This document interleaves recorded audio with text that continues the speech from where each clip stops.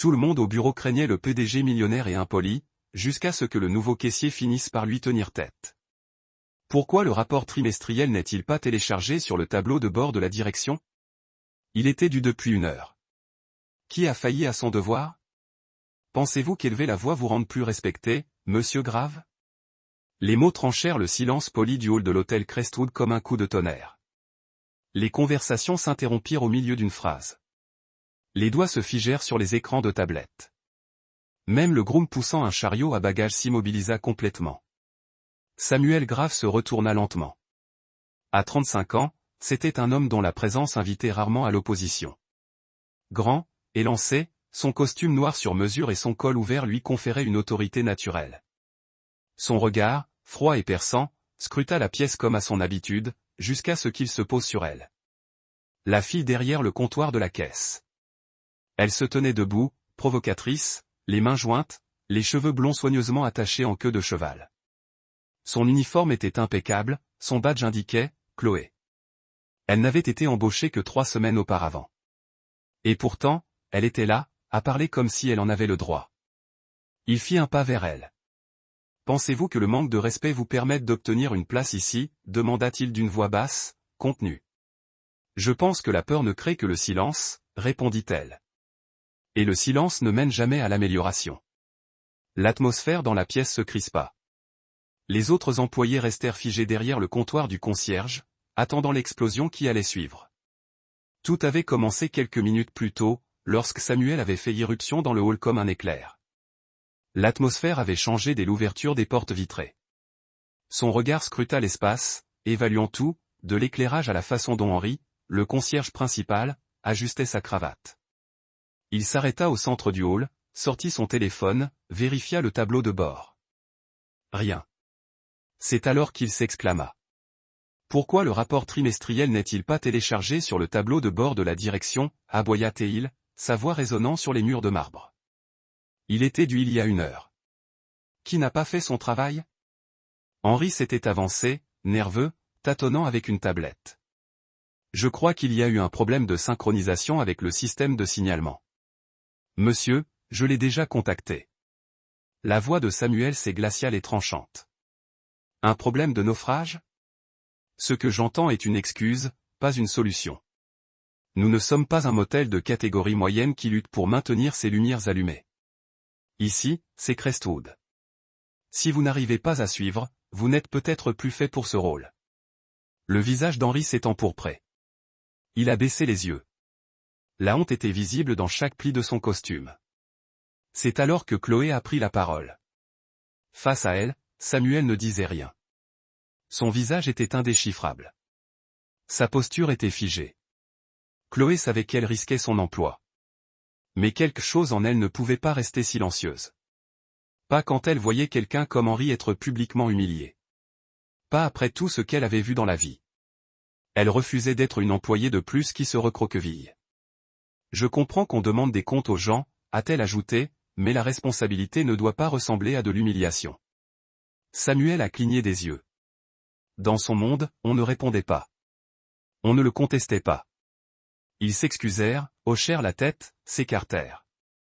Pourtant, elle était là, nouvelle, inconnue, sans importance sur le papier, et elle l'avait interpellé, sans qu'il ait de réponse immédiate. Chloé soutint son regard un instant, puis se retourna silencieusement et retourna derrière la caisse.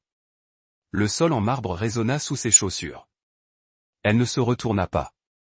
Le hall resta silencieux. Samuel se figea. L'ascenseur derrière lui sonna, ses portes s'ouvrant en coulissant, mais il ne bougea pas. Pour la première fois depuis longtemps, il ne semblait pas en colère, mais curieux, désarmé. Les employés retournèrent lentement à leur travail, lui jetant des regards prudents, mais il ne dit rien. Son regard resta fixé sur l'endroit où Chloé s'était tenue, sa voix résonnant encore dans son esprit. Et quelque part au plus profond de lui-même, quelque chose changea. Samuel Grave n'avait pas toujours été l'homme qui régnait par le silence. Il fut un temps, avant les costumes froids et les escaliers encore plus froids, où il croyait aux gens, au rire, à la confiance. À 20 ans, Samuel était un rêveur. Il a lancé sa première start-up hôtelière avec son meilleur ami, Colin. Passionné, il vivait de longues nuits et avait pour ambition de personnaliser le luxe. Samuel a intégré sa petite amie, Claire, à leur cercle. Il pensait tout avoir. Puis, à 28 ans, tout s'est effondré. Colin a disparu avec des millions d'investisseurs. Claire a disparu avec eux. Samuel s'est retrouvé avec des dettes, des poursuites judiciaires et des trahisons. Une semaine plus tard, sa mère, sa dernière famille, est décédée subitement d'une crise cardiaque. Quelque chose en lui s'est brisé. À partir de ce moment, Samuel a construit non pas avec espoir, mais avec rage. Il s'est reconstruit seul, nourri par la méfiance. Ne jamais croire personne, se disait-il. On trahit. À 35 ans, il était multimillionnaire. La chaîne hôtelière Crestwood était son empire, efficace, élitiste et régi par la peur. Son conseil d'administration le respectait. Son personnel le craignait. Personne ne le contestait. Mais personne ne le connaissait vraiment. Car chaque dimanche, sans exception, Samuel se transformait. Il quittait son costume pour un jean et un sweat à capuche et se rendait au foyer pour enfants Sainte-Agnès, de l'autre côté de la ville. Les enfants l'appelaient Monsieur Samedi. Il apportait à manger, jouait de la guitare, réparait les jouets cassés, les écoutait parler de leurs parents perdus. Pas de presse, pas de publicité, juste la paix. Il était le seul endroit où il s'autorisait à se sentir à nouveau humain. Chloé Hart a grandi en sachant que le monde était injuste. Sa mère, Maria, a travaillé comme femme de chambre dans un hôtel pendant plus de 20 ans, gentille, infatigable, fière. Mais un après-midi pluvieux, un client cruel l'a accusée d'avoir renversé du café sur ses chaussures chères. Elle a été licenciée sur le champ. Chloé avait 17 ans. En rentrant à la maison, elle a trouvé sa mère en pleurs sur le sol de la cuisine. La justice est pour les puissants, disait sa mère, pas pour les gens comme nous.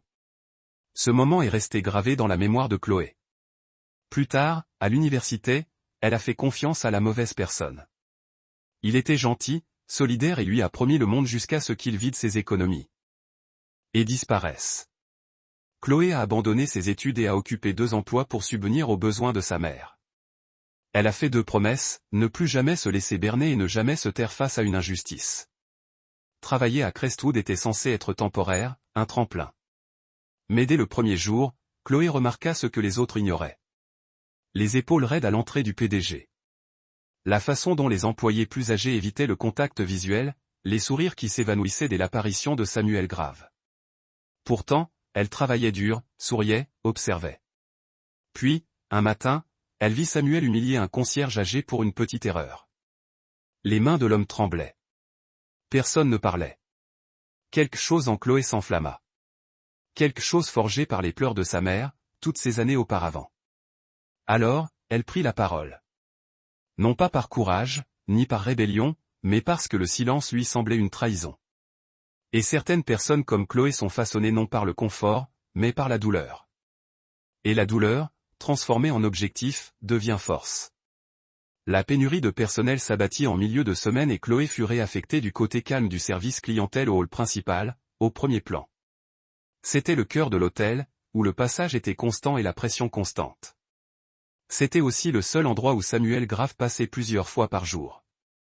Dès qu'elle franchit le nouveau comptoir, elle sentit la différence. Les conversations étaient saccadées.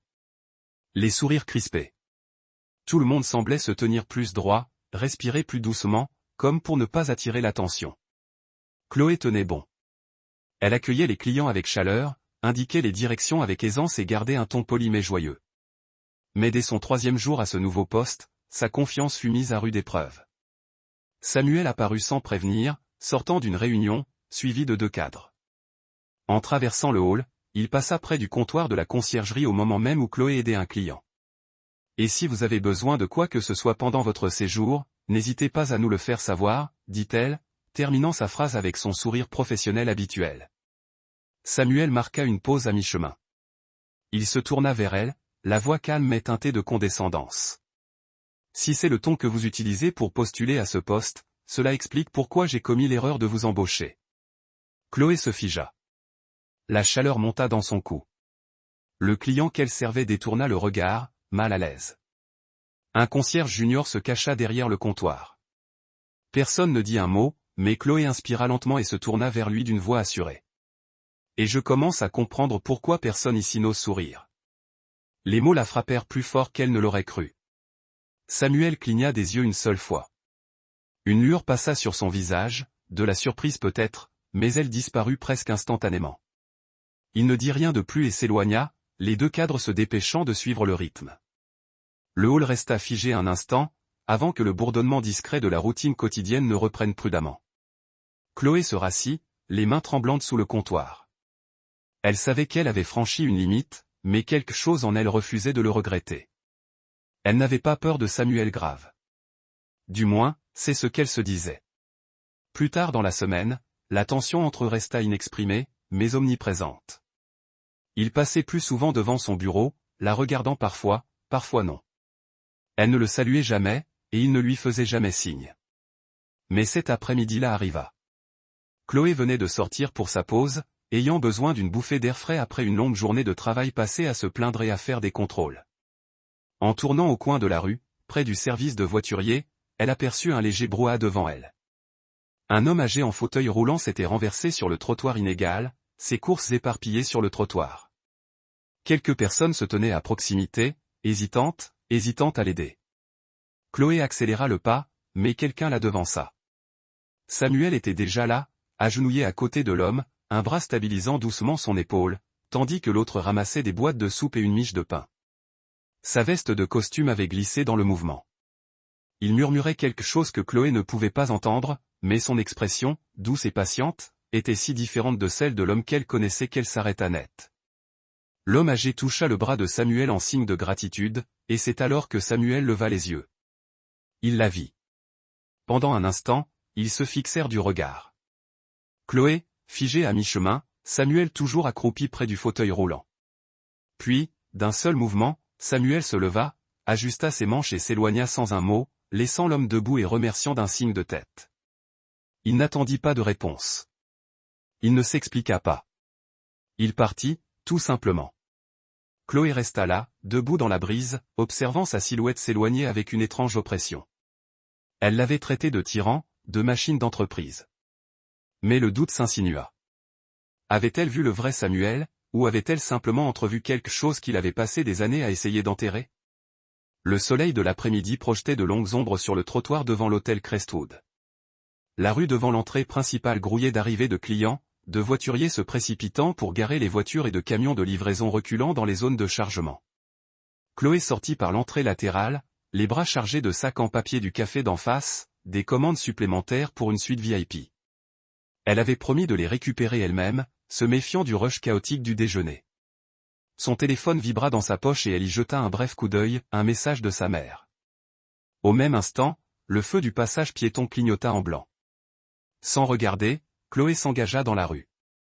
Elle ne vit pas la voiture noire tourner trop vite au coin de la rue, ses pneus crissant légèrement en braquant pour passer au vert, mais quelqu'un d'autre le vit. Chloé. Elle entendit à peine son nom que quelque chose, non, quelqu'un la percuta de plein fouet. Des bras puissants l'entourèrent, la tirant juste à temps du véhicule qui arrivait. L'élan les projeta tout dehors du trottoir, ses sacs s'envolant et s'écrasant au sol. Elle trébucha en arrière, le cœur battant la chamade, le souffle coupé. Lorsqu'elle ouvrit les yeux, elle était pressée contre une poitrine ferme, un cœur battant à tout rompre sous sa joue. Samuel, ses bras l'entouraient, protecteur, inébranlable. Son souffle s'échappait par à-coups rapides contre ses cheveux. Elle sentait la tension dans ses épaules, la pression dans sa prise. Non pas comme un homme cherchant à dominer, mais comme quelqu'un qui avait craint le pire. Pendant un instant, aucun des deux ne bougea. Leur environnement se brouilla. Un coup de klaxon au loin, quelqu'un qui criait après le conducteur, le bruissement d'un arbre proche. Seul l'espace qui les séparait subsistait, et même cela disparaissait. Chloé leva lentement les yeux. Leurs regards se croisèrent. Le regard de Samuel n'était ni froid ni calculateur. Il était large, tremblant, empli d'une émotion brute et profondément humaine. Sa main reposait toujours doucement sur son dos, comme pour s'assurer qu'elle était bien réelle. « Toi » commença-t-il d'une voix à peine plus forte qu'un murmure. « Tu vas bien ?» C'était la première fois que Chloé entendait ce ton venant de lui, tendu, fragile, presque effrayé. Elle hocha la tête, la voix coincée dans sa gorge. « Oui, je crois. » Il cligna des yeux, puis la relâcha lentement. Ses mains restèrent immobiles un instant avant de retomber à ses côtés. Chloé recula, le souffle court. Ses mains tremblaient légèrement, et elle les serra l'une contre l'autre pour le cacher. « Merci, dit-elle doucement. Samuel hocha la tête. « Tu ne regardais pas, j'étais distrait. » Il ouvrit la bouche comme pour la gronder, puis se retint. Sa mâchoire se crispa et il détourna brièvement le regard. « J'ai vu la voiture, dit-il à la place. » Il n'eut pas le temps de réfléchir. Elle hocha de nouveau la tête, ne sachant que dire d'autre. L'instant s'éternisa. Puis Chloé se pencha, silencieuse, pour ramasser les sacs en papier froissé qui avaient éclaté dans la chute. Samuel s'agenouilla à côté d'elle sans un mot, l'aidant à ramasser les viennoiseries et les tasses de café renversées. Lorsque leurs mains effleurèrent un croissant tombé, elle retira vivement la sienne. Samuel marqua une pause, tenant le croissant, puis le lui tendit d'un air calme et indéchiffrable. Ils se levèrent, sans rien ajouter. Chloé se tourna vers l'autel. « Je devrais apporter ça à la suite. » Samuel hocha la tête. « Fais attention la prochaine fois. » Sa voix était dépourvue de mordant, d'injonction, juste d'inquiétude. Elle rentra, le cœur battant encore, incertaine si c'était à cause de l'accident évité de justesse ou de la façon dont il l'avait tenu. Le hall l'engloutit à nouveau, familier, structuré, routinier, mais plus rien ne semblait routinier. Cette nuit-là, Chloé resta éveillée dans son lit, les yeux fixés sur le plafond de son minuscule appartement. La pièce était silencieuse, mais son esprit revivait ce moment encore et encore. Le flou des mouvements, la force de ses bras, le battement sourd de son cœur contre le sien, sa voix basse et tremblante. « Ça va ?» Elle se tourna sur le côté, l'oreiller serré sous elle. Elle avait déjà aperçu un autre Samuel, l'homme qui aidait un vieil homme en fauteuil roulant, qui ne cherchait pas à s'en faire reconnaître. Mais là, c'était tout autre chose. Et pour la première fois depuis son arrivée à Crestwood, Chloé n'était pas certaine de savoir qui était vraiment Samuel Grave. Le ciel était couvert ce samedi après-midi, d'un gris doux qui, d'une certaine manière, rendait le monde plus calme. Debout de l'autre côté de la rue, les mains dans les poches de son manteau, Chloé regardait Samuel sortir de sa voiture noire élégante, non pas dans son costume habituel, mais en jean, basket et sweat à capuche délavée. Il avait l'air normal. Plus encore, il semblait presque déplacé, comme s'il s'était débarrassé de l'armure d'autorité qui l'entourait habituellement. Elle le suivit de loin tandis qu'il franchissait le portail rouillé d'un petit immeuble niché entre deux immeubles. Il n'y avait aucun panneau, mais Chloé le reconnut immédiatement. Le foyer pour enfants Sainte-Agnès. Elle y avait fait don de livres l'année dernière après avoir vidé son garde-meuble universitaire. Elle se souvenait de la peinture bleue écaillée, des parterres de fleurs toujours à moitié fanées, mais soignées. L'endroit manquait de ressources, mais le personnel avait du cœur. Elle s'approcha, en prenant soin de ne pas faire de bruit. La porte s'ouvrit en grinçant devant Samuel avant même qu'il ne frappe. Une petite fille avec des couettes sortit en courant et se jeta sur lui.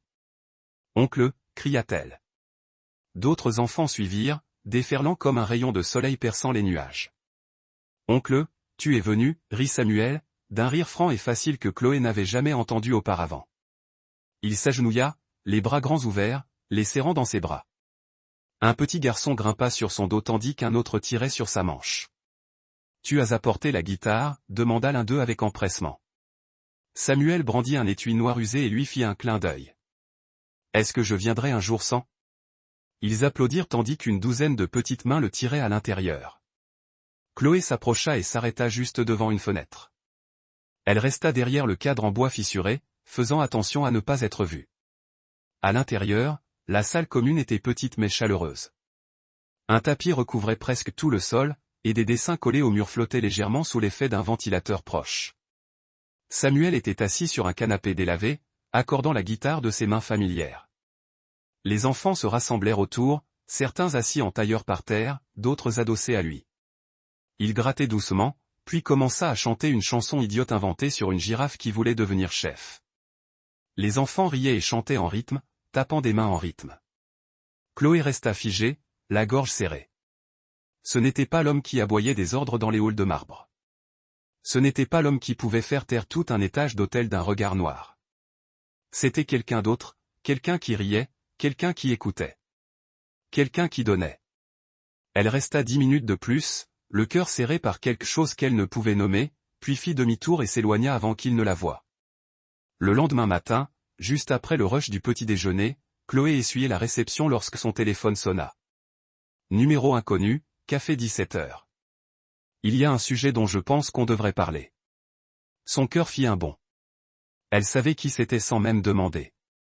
À 17h précise, ils se retrouvèrent dans un café tranquille à 2 pâtés de maison de l'hôtel. Samuel était déjà là, assis dehors avec 2 tasses. Pas de sécurité, pas d'assistance, juste lui. « Tu m'as suivi hier », dit-il sans accusation, seulement par une curiosité calme. Les yeux de Chloé s'écarquillèrent légèrement. « Oui, je m'en doutais », dit-il en sirotant son café. Personne n'a l'air aussi stupéfait devant une commande de café, à moins d'avoir vu quelque chose d'inattendu. Chloé sourit maladroitement. « Je n'espionnais pas. J'avais juste besoin de comprendre. » Il hocha la tête puis détourna le regard un long moment. « On m'appelle oncle, dit-il doucement. J'ai commencé à venir ici il y a quelques années. Après qu'une réunion du conseil d'administration a mal tourné. J'avais besoin de me rappeler à quoi ressemblait la gentillesse. » Chloé ne dit rien. Laissa simplement le silence s'installer entre eux. Après un silence, Samuel se tourna vers elle, la voix plus basse, plus introspective. « J'ai construit des murs, Chloé. Des murs épais, en acier, renforcés, impossibles à escalader. Tout le monde pense que c'est parce que je suis arrogant ou froid. » Il croisa son regard. Mais la vérité, c'est que parfois, on enfile une armure non pas pour être fort, mais pour survivre. Les mots restèrent suspendus dans l'air comme un brouillard. Chloé cligna des yeux, le souffle coupé. Elle s'attendait à une déviation, une remarque spirituelle, un refus maladroit, mais au lieu de cela, il lui dit la vérité, crue, sans filtre, et cela brisa quelque chose en elle. Parce qu'elle comprenait ce genre de survie, elle l'avait vécu. Sa voix tremblait légèrement. « Je sais ce que c'est. » Il sourit doucement, le premier vrai sourire qu'elle ait jamais vu de lui. Aucune arrogance, aucun contrôle, juste un homme dépouillé de tout, laissant enfin quelqu'un voir. Ils restèrent assis un long moment après cela, à discuter, à écouter. Pas de titre de poste, pas de fonction dans l'entreprise, juste 2 personnes, toutes 2 avec des cicatrices, laissant enfin passer un peu de lumière. Les murmures commencèrent à se faire entendre, juste un murmure dans le couloir, un regard échangé par-dessus la fontaine à eau. Mais à la fin de la semaine, il s'était répandu comme une traînée de poudre. On dirait que le métier de caissier n'est pas si impasse, après tout. Ça doit être agréable de se faire livrer son bubble tea en personne par le PDG. Ce fut Amy qui le dit le plus fort, sa voix tranchant la salle de pause comme un scalpel, juste assez forte pour que Chloé l'entende en passant. Apparemment, la caissière avait trouvé la voie rapide vers le paradis. Les avantages des PDG ne sont généralement pas servis avec du boba, mais bon, qui juge? Un rire s'ensuivit. Bref, amer, méchant. Chloé s'immobilisa net, le visage vidé de ses couleurs. Son estomac se serra, non pas de gêne, mais de quelque chose de pire. Il savait qu'il devait savoir. Et pourtant, il ne dit rien. Pendant des jours, elle avait ressenti le poids des regards, le lent changement dans la façon dont ses collègues la saluaient. Là où autrefois régnait la gentillesse, il y avait maintenant des sourires pincés, des évitements, une distance polie, et Samuel, qui autrefois trouvait n'importe quelle excuse pour passer devant son bureau et lui demander si elle avait mangé, pour échanger un regard discret, était resté silencieux. Pas d'appel, pas de SMS, pas de café, rien. Ce soir-là, Chloé se tenait devant son bureau, le cœur battant la chamade. Le couloir était vide, l'hôtel était plutôt silencieux, à l'exception du bruit occasionnel d'un ascenseur. Elle frappa. « Entrez », appela Samuel sans lever les yeux. Il était assis derrière son bureau, la lumière de la lampe projetant de douces ombres sur son visage. Lorsqu'il leva les yeux et la vit, une lueur passa dans son regard, mais elle disparut rapidement. Pas de sourire, pas de chaleur, juste de l'attente. « Savez-vous ce qu'on dit sur moi ?» demanda Chloé en entrant dans la pièce. Samuel referma lentement le dossier devant lui. « J'ai entendu des rumeurs. »« Des rumeurs ?» répéta-t-elle. « Vous voulez dire l'insinuation selon laquelle je gravirais les échelons de l'entreprise en couchant ? Que je suis une sorte de charité que vous entretenez entre 2 réunions du conseil d'administration. » Sa mâchoire se serra. La voix de Chloé se brisa, mais elle insista. « Et vous avez laissé faire. Vous les avez laissés croire. Je ne dois d'explication à personne, dit Samuel, calmement mais fermement. Surtout pas pour quelque chose qui n'est pas vrai. Non, dit-elle en élevant la voix. Tu me le dois, se leva Théil, mais ne s'approcha pas. Je ne voulais pas empirer les choses. Ne rien dire, c'est ce qui les a aggravées. Je ne savais pas comment arranger les choses, admit-il. Je ne savais pas comment ne pas gâcher ce que nous avions. Elle le regarda, les yeux brillants. Tu l'as déjà fait. Il déglutit difficilement, les mains repliées sur lui. Je n'ai jamais voulu te faire de mal, dit-il. Mais tu l'as fait, répondit-elle d'une voix à peine plus forte qu'un murmure. Et le pire, c'est que tu n'as même pas essayé de l'en empêcher. Samuel ne dit rien. Il aurait voulu dire qu'il se souciait d'elle, qu'il n'avait pas dormi depuis qu'il avait vu son visage s'effondrer dans le couloir. Qu'il avait répété des centaines d'excuses, mais qu'aucune ne l'avait rassuré. Que laisser les gens s'approcher avait toujours été une catastrophe. Mais aucun de ces mots ne quitta ses lèvres. Au lieu de cela, Chloé s'avança, sortit une petite clé de sa poche et la posa sur son bureau. Je prends une semaine de congé. Il faut que je découvre si j'ai eu tort de te faire confiance. Elle se retourna et marcha lentement vers la porte. Samuel fit un demi-pas en avant, puis se figea. Chloé, commença-t-il. Elle s'arrêta, la main sur la poignée, et se retourna une dernière fois. Il se tenait immobile. Ses lèvres s'entr'ouvrirent légèrement, comme s'il allait dire quelque chose, n'importe quoi. Mais son silence était plus criant que n'importe quel mot. Sa poitrine se serra, mais elle hocha la tête et partit. La porte claqua derrière elle. Samuel resta immobile quelques secondes, puis s'assit lentement, les coudes sur son bureau, la tête entre les mains. Lorsqu'il releva enfin les yeux, son regard était sombre et indéchiffrable. Il tendit la main et prit la clé. Elle était encore chaude de sa main. Il serra le poing si fort que le bord lui enfonça la peau, la rendant rouge.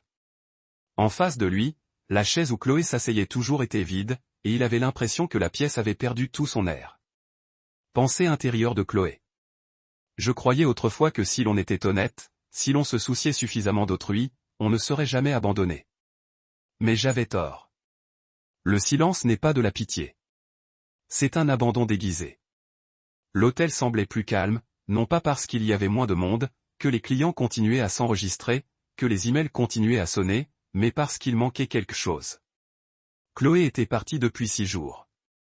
Samuel le sentit dans le silence en passant devant la réception, dans l'absence d'un sourire devenu trop familier. Cette fois, il ne recula pas. Il y a agi. En début de semaine, il a convoqué une réunion du personnel. La salle s'est rapidement remplie, grouillant de murmures et de spéculations. Il se tenait devant, vêtu de noir comme toujours, mais il y avait quelque chose de différent dans sa posture, une flamme silencieuse dans son regard. Si l'un d'entre vous croit que le succès ici peut s'acheter par le charme, la manipulation ou la proximité avec le pouvoir, a-t-il dit, alors il devrait remettre en question sa propre conception de l'intégrité. Ami tressaillit sur son siège. J'ai bâti cette entreprise sur la structure et la discipline, mais j'ai aussi laissé la peur parler plus fort que l'équité. Je suis resté silencieux alors que j'aurais dû parler. Il marqua une pause, puis poursuivit. Je dois des excuses à quelqu'un. Pas à huis clos, mais ici, où les dégâts ont commencé. Sa voix s'adoucit. J'ai laissé partir une personne qui m'est chère, pensant ne pas l'avoir vue. Que je ne la respectais pas et que j'avais tort. Un silence de mort régnait dans la salle. Elle n'est pas là, conclut-il. Mais j'espère qu'elle m'entend. Puis il partit, laissant le personnel sans voix. Le lendemain soir, l'hôtel accueillait une œuvre de charité. Gala pour le foyer pour enfants Sainte-Agnès, l'endroit que Samuel fréquentait depuis des années. Chloé reçut l'invitation dans une enveloppe non marquée. Elle hésita, incertaine de devoir y aller, mais quelque chose en elle lui murmura « Vas-y ». Elle arriva discrètement, se tenant au fond de la salle. Le maître de cérémonie monta sur scène, annonçant que l'orateur prévu était tombé malade. La foule murmura. L'atmosphère se détendit. Puis Samuel monta sur scène. Pas de costume, juste une chemise blanche aux manches retroussées et une vieille guitare noire à la main. Il prit le micro. Je ne suis pas un orateur, dit-il, et je ne suis pas un artiste. Mais parfois, le silence fait plus de dégâts que la vérité. Il scruta la salle du regard. Son regard s'arrêta brièvement au fond de la salle, où Chloé se tenait immobile. Je pensais que cacher qui j'étais me protégeait. Mais quelqu'un m'a montré que le silence, quand c'est le plus important, est une forme de trahison. Puis il s'assit, ajusta la guitare et commença à jouer. C'était doux au début, une chanson idiote que les enfants adoraient. Sa voix, riche et sincère, portait à travers la salle de bal. À mi-chemin, un petit garçon s'est détaché de la foule et s'est précipité sur scène. « Oncle » a-t-il crié en serrant Samuel fort dans ses bras. Samuel a souri. « Tu m'as manqué aussi, mon pote. » Du fond, Chloé sentit sa gorge se serrer. Ses yeux la piquaient. Il l'a vu. Il s'est relevé, tenant le micro. « Il y a quelqu'un ici qui compte plus pour moi qu'elle ne le pense probablement. Je l'ai blessé en ne disant rien alors que j'aurais dû être à ses côtés. Je pensais que le silence nous protégerait tous les deux. » Il s'est tourné vers elle, ouvert, vulnérable. Elle est là. Et ce soir, devant vous tous, je veux qu'elle sache que je n'ai pas peur d'être vu avec elle. Je n'ai pas peur de lui tendre la main devant le monde. Un silence s'est abattu sur la salle de bal. Chloé s'est avancée. Chaque mouvement semblait lourd, mais juste. Samuel lui a tendu la main. Elle a hésité, puis, lentement, elle a placé la sienne dans la sienne. Son sourire a traversé les larmes. La foule a éclaté en applaudissements, mais ils ne se sont vus que l'un l'autre. Plus de rumeurs, plus de silence, seulement la vérité et un début. Le changement ne s'est pas opéré du jour au lendemain, mais il était réel. Tout a commencé par un email discret intitulé « Les vendredis d'écoute ». Chaque vendredi après-midi, tout employé, du concierge au cadre junior, pouvait réserver un entretien individuel de 15 minutes avec un cadre. Pas de script, pas de filtre. Au bas de l'email figurait la signature « Samuel Grave ». Certains se moquaient, d'autres levaient les yeux au ciel. Mais ce vendredi-là, Samuel est arrivé. Il a écouté un groom de nuit partager son épuisement. Il a pris des notes pendant qu'une femme de ménage expliquait comment son emploi du temps rendait difficile la garde de son enfant. Il n'a pas interrompu. Il n'a pas défendu. Il a simplement écouté. Et quelque chose a commencé à changer. La semaine suivante, d'autres s'inscrivaient. À la fin du mois, le personnel ne baissait plus les yeux à son arrivée. Il le saluait. Certains souriaient même. Il a commencé à mettre en lumière des employés passés inaperçus pendant des années. Un jour, devant toute l'équipe, il a remis un certificat encadré à Henri, le concierge senior dont il avait autrefois publiquement humilié l'intégrité. Grâce et inspirant des générations de service. Les mains d'Henri tremblaient en l'acceptant. « Je n'aurais jamais cru voir ce jour », murmura-t-il. Chloé revint non pas comme caissière, mais comme responsable de l'expérience client. Elle privilégiait la simplicité, préparait son déjeuner, laissait sa porte ouverte et animait des ateliers sur l'empathie, l'éthique et le courage au travail. Les jeunes l'admiraient. Les plus expérimentés la respectaient. Même les sceptiques commençaient à l'écouter.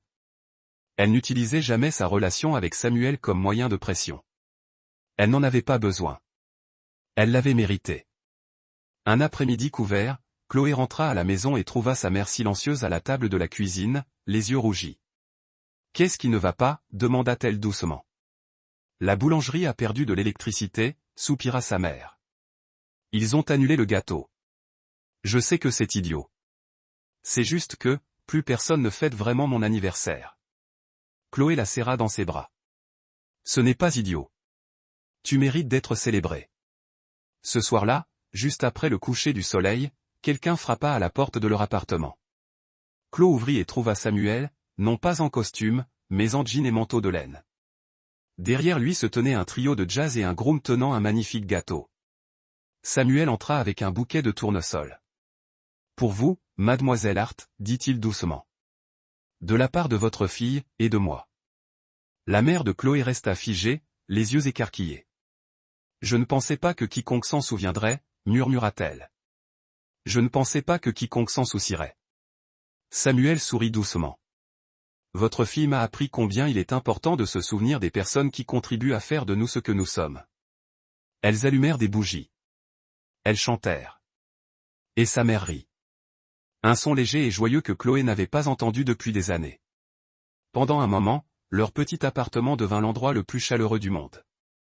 Plus tard dans la soirée, Sur le balcon, Chloé se tenait à côté de Samuel, les lumières de la ville luisant en contrebas. « Tu as vraiment tout changé, dit-elle. Samuel la regarda. « Je ne l'ai pas fait seule. » Elle prit sa main dans la sienne. « Vous n'avez pas seulement changé une entreprise, Samuel. Tu m'as changé. » Il tenait son regard, puis hocha la tête. « Et vous m'avez aidé à me rappeler qui j'étais censé être. » Ils se tenaient ensemble en silence.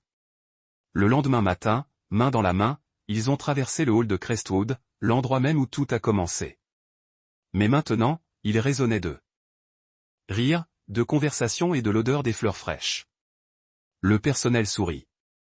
Samuel sourit en retour, authentique, sans garde. En passant la station de caissier où tout avait commencé, Chloé se pencha avec un sourire narquois. Pensez toujours que vous avez embauché la mauvaise personne. Samuel gloussa, serrant la main. Non, dit-il doucement. Vous aviez raison depuis le début. Parfois, les changements les plus puissants ne commencent pas avec de grands gestes, mais d'une seule voix qui ose parler. Chloé défendait ce qui était bien, ne sachant pas que son courage adoucirait le cœur d'un homme que tout le monde craignait. Et ce faisant, elle n'a pas simplement changé une entreprise. Elle a aidé quelqu'un à retrouver son chemin à être à nouveau humain. Si cette histoire touchait votre cœur, vous a inspiré ou vous a rappelé le pouvoir tranquille de la gentillesse et de la vérité, alors vous êtes exactement là où vous êtes censé être.